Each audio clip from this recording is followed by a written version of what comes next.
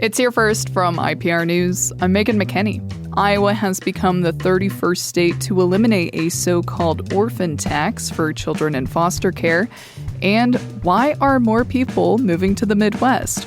It's Thursday, July 23rd.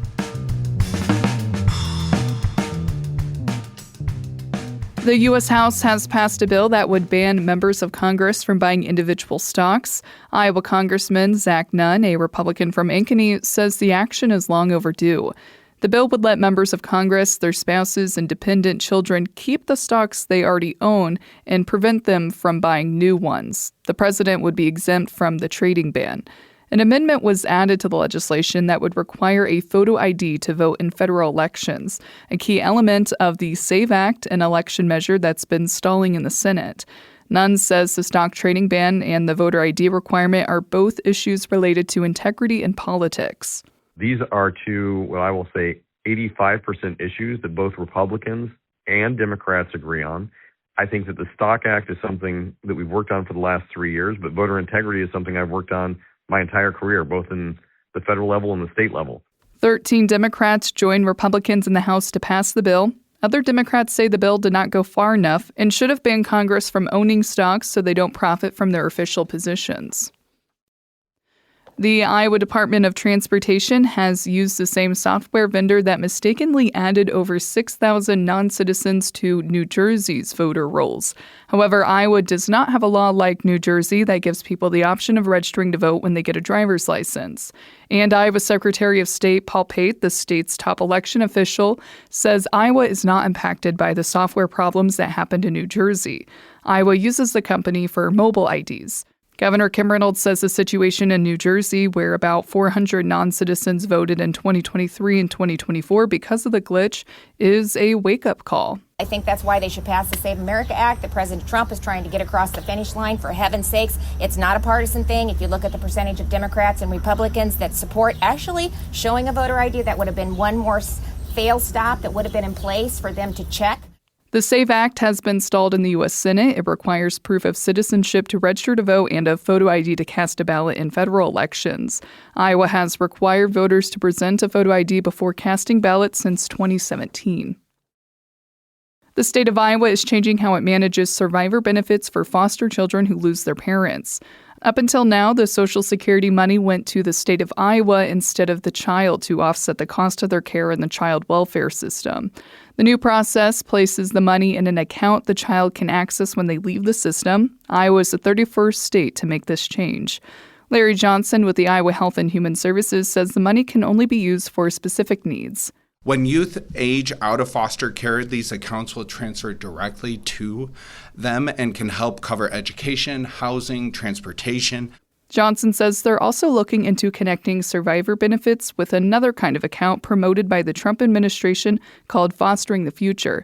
But those can only be used for higher education or a first home before the age of 59 and a half, or else they're taxed an extra 10%. Some residents in downtown Muscatine have learned they won't be able to return home for the rest of the year. They had to evacuate homes and businesses a few weeks ago when the city became concerned certain century-old buildings were unsafe. Here's IPR's Eliza Billingham. Structural engineers say the buildings on East 2nd Street share retaining walls. That means they're leaning against each other like a stack of dominoes. The city says foundations in some of the buildings are crumbling or buckling, which puts the whole block at risk.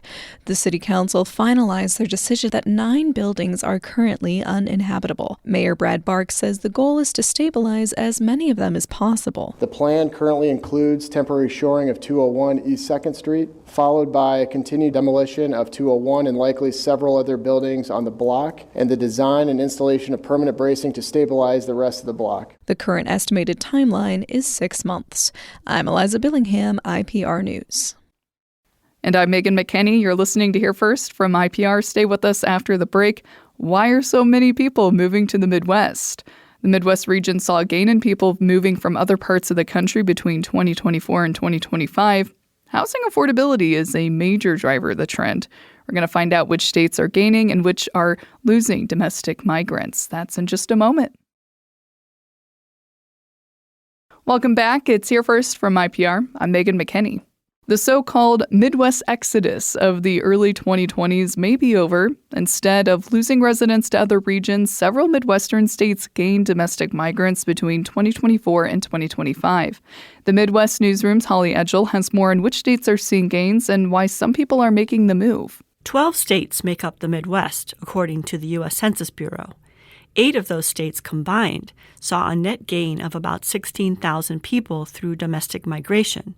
That's a drop in the bucket when you consider the region is home to about 70 million people. 4 states saw net losses in domestic migration: Illinois, Iowa, Kansas, and Nebraska. Missouri is among the Midwest states that attracted more people than it lost from other parts of the country. And in mid-2026, the state added the Arthurs, a family of 4 who moved to Kansas City from Portland, Oregon. Here's Brittany Arthur. The Pacific Northwest was one of those hot spots during the pandemic. Kansas City is Ryan Arthur's hometown. Brittany Arthur was working in the city when they met. Their careers took them to Portland not long after the COVID-19 pandemic struck. The pandemic changed a lot of things for us. The couple was renting in Portland when they welcomed their first child, now 4.5, and their second, now 9 months. As local housing prices soared, they realized the market was just unreachable in Portland. Especially in combination with childcare costs. The math just didn't work. According to Redfin, the median price for an existing home in Kansas City was about $300,000 in the first half of 2026. It was more than $530,000 in Portland. The Arthurs considered moving to Boise or Minneapolis-St. Paul. Until we really started watching some YouTube videos about winter there. Kansas City won out. We wanted a place where we can walk, we can bike, and I think we're really fortunate and lucky that we were able to find that. Studies show that people are motivated to relocate by a combination of factors: housing affordability, jobs, climate, tax rates. Social connection is a major driver, too.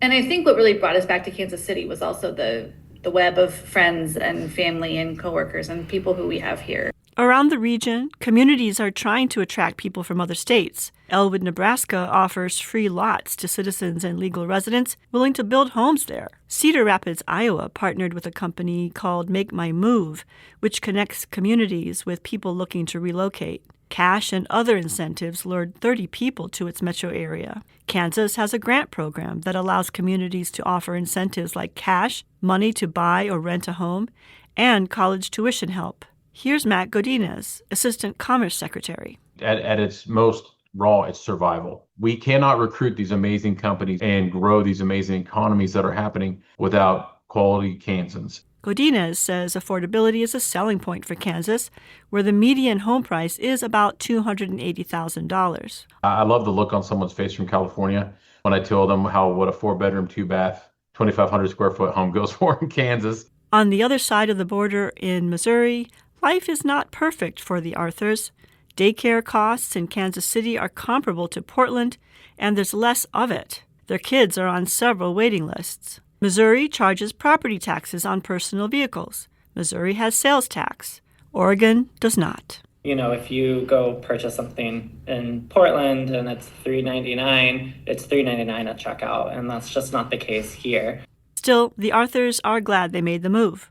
The great Midwest trade-off. You get more affordable cost of living, but you're dealing with humidity and bugs. I can see a future. Brittany Arthur is building her writing business from a home office, an upgrade from the corner desk in the Arthur's Portland apartment, while Ryan Arthur is a stay-at-home dad as he looks for a job. They can afford to live on one income for now. I'm Holly Edgell, the Midwest Newsroom. The Midwest Newsroom is a collaboration including NPR and member stations in Iowa, Kansas, Missouri, and Nebraska. It's also a member of the Trust Project. I'm Megan McKinney. Love that story. I grew up in Missouri, happy to be in the Midwest where, yes, there are bugs and humidity, but also really good beer and great people. Thanks for listening to Here First from IPR. I hope you have a great day.